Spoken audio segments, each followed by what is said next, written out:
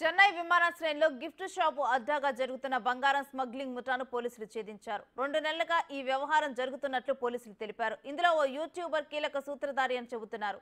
చెన్నై విమానాశ్రయంలో గత 2 నెలల్లో 167 కోట్ల విలువైన 267 కిలోల బంగారాన్ని అక్రమంగా తరలించే ముఠాను పోలీసులు పట్టుకున్నారు. 9 మంది సభ్యులను చెన్నై విమానాశ్రయ కస్టమ్స్ అధికారులు అరెస్టు చేశారు.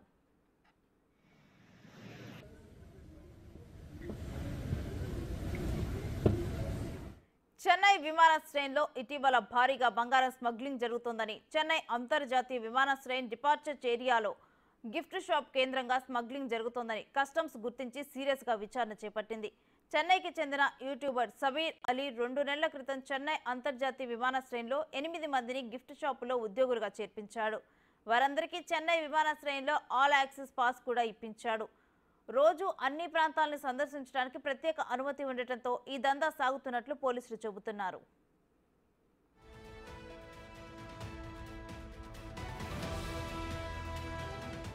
దీని ద్వారా విదేశాల నుంచి ట్రాన్సిట్ ప్రయాణికులు స్మగ్లింగ్ చేసిన బంగారు కడ్డీలను విమానాశ్రయంలోని సెక్యూరిటీ ప్రాంతంలోని టాయిలెట్లో దాచి ఉంచేవారు.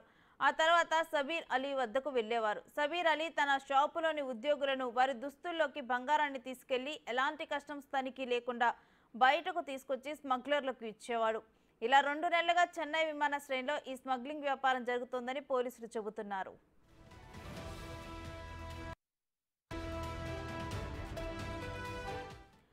2 రోజుల క్రితం శ్రీలంకకు చెందిన ఓ ప్రయాణికుడు కోటి రూపాయల విలువైన 1.6 కిలోల బంగారాన్ని దుబాయ్ నుంచి తీసుకొచ్చి చెన్నై ఎయిర్పోర్ట్ టాయిలెట్లో దాచిపెట్టి బయటకు రాగా కస్టమ్స్ అధికారులు రెడీ హ్యాండెడ్గా పట్టుకొని విచారించారు.